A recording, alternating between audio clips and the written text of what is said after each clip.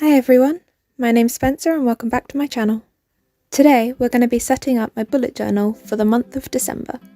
And seriously guys, how is it December already? I know everyone is saying this, but 2020 has been a really weird year and I can't quite believe it's nearly over.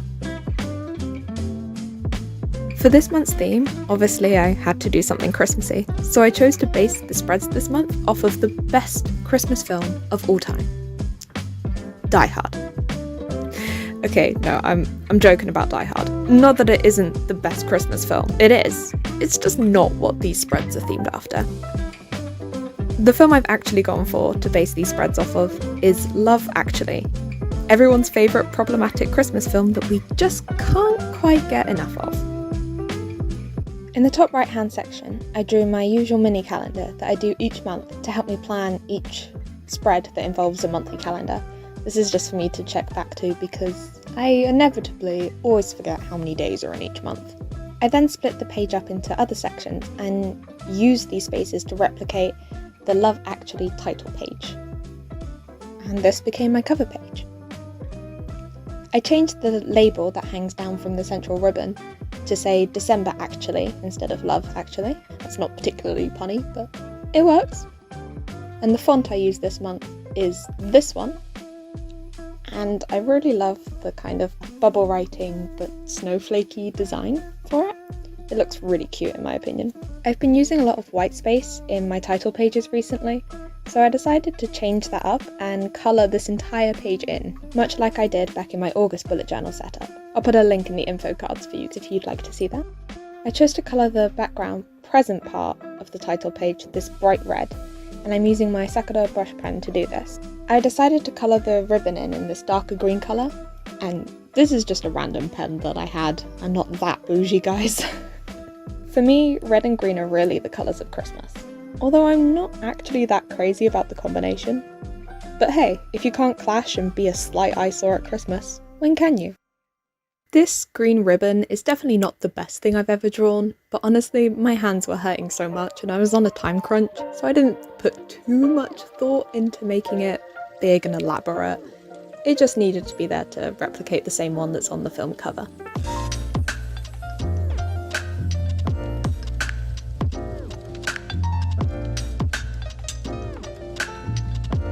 I then outlined all the different parts of the ribbon and the present using a Unipin Fineliner. I used the same pen to do the title as well. I then went in with a silver metallic marker. This is just a cheap one from Hobbycraft. And I added this to all the sparkly parts of the font. I then gave the letters of the week the same treatment. Next is my monthly overview. I used the same font from the title page to write out December 2020 across the top, this time with a Paperchase Fineliner in red. And I gave it the same treatment of leaving space for those sparkles to go back in with a silver pen later. This month I drew individual boxes for each day of the week, and again I used a Unipin Fineliner to do this. I believe this was done with my 05, but I will double check. All of the products that I use will be listed in the description down below.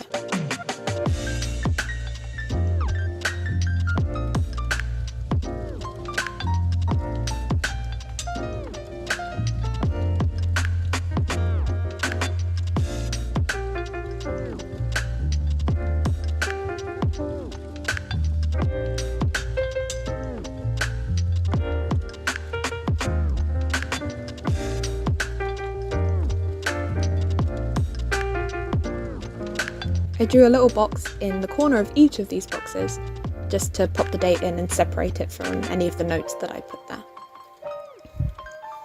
I also created a to-do list box. This is just for general things that need doing throughout the month but are probably bigger than just a daily.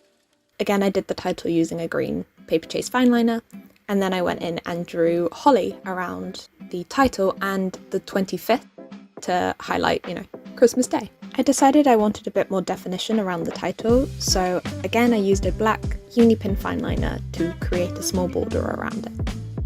On the bottom right hand side, I decided to do my quote for this month, I would usually give this a separate page, but I am running out of space in this bullet journal, and I don't want to have to start a new one just to finish off this year. So I put this in the little empty space I had left on this page, and the quote is, "Let's get the shit kicked out of us by love," which is said by Sam when he decides to declare his love after being encouraged by his dad to do so. It's actually a really sweet storyline. I can't actually tell you what pen I used for this because I've had this for ages. I think I just got it from Lidl's, maybe? I'm not entirely sure.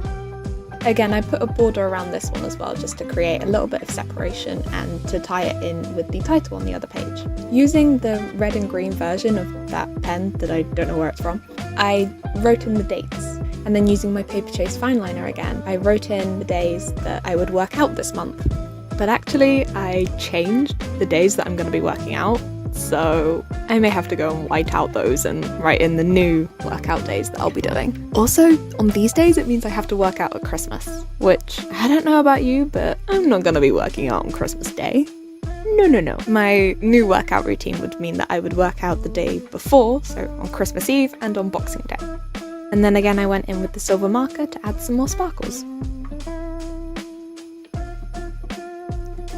The next page is my habit tracker page, and I decided to base this one off of the infamous scene in Love Actually, where the guy, I never remember his name, I can't even remember the actor who played him, when he confesses to Keira Knightley, telling her that he's been in love with her all along, and not the friend that he'd been queerbaited with the entire film. And yeah, he confesses using these placards, and if you don't look too closely at the situation, it's really sweet and really cute, and I love it. But again, don't look at Love Actually too closely.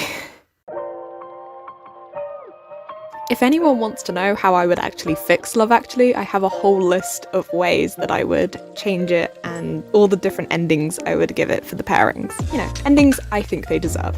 If anyone's interested in that, I'll totally make a video or blog post on it. Just let me know.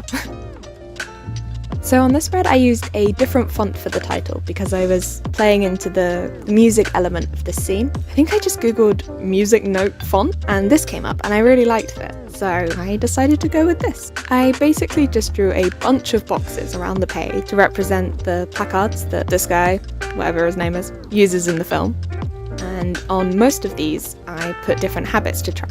I'm doing my habits a bit differently this month in that I'm kind of combining my habit tracker and my productivity tracker. So before I basically just used my habit tracker to track the things I wanted to do daily. This time I've included activity that I don't have to do daily, but I just want to keep track of how often I am doing them. So my usual medication trackers are on there, as well as exercising, taking some time to relax, writing, cooking, Korean, which is back on the tracker. I don't know if anyone noticed, but it did disappear during November, but it is back.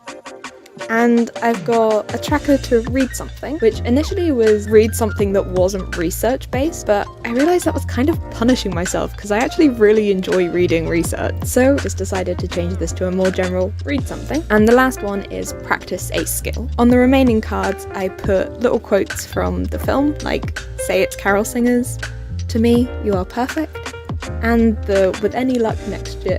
I also decorated the page with music notes, and again, a little holly sprig. One day I'll invest in a stamp that means I don't have to write out every calendar multiple times. But today is not that day. And again, this entire page was done using a Unipin Fineliner. The last spread that I'll be showing you guys is my pain and mood tracker. My camera apparently cut out when I wrote the quote on this page, which is a lobster in the Nativity, which is said by the amazing Emma Thompson. And seriously, can we just take a moment to appreciate Emma Thompson in this film, because she is incredible. That scene after she opens the present and realises it's a CD and not the necklace that she'd found, oh, my heart. I love her so much. She deserves better. So for this page, I decided that each of my tracker doodles would be an animal from the Nativity. So the three items that I used are a penguin, an octopus, and a lobster. Because there was more than one lobster present at the birth of Jesus. Don't know if you knew that, but there was. For the actual title part of this page, I wrote pain and mood on a black background to sort of represent the chalkboard that's on Sam's bedroom door. has quotes about drummers when he's trying to impress the girls. I say girls, it was one girl. He was learning drums to impress a girl. So yeah, basically the plan is that each day I will colour in the animal in a colour that represents my mood and my pain. Each animal doodle has different sections, so I can differentiate between pain and mood when it comes to it.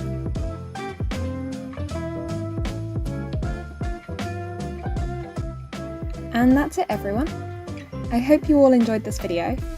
If you liked it, feel free to give it a like, and if you're new here, feel free to hit subscribe so we can hang out some more. Comment down below what your theme is for this. I look forward to seeing what you guys are all up to. If you want to keep up to date with other projects that I'm working on or just what I'm doing, I have linked my Instagram down below.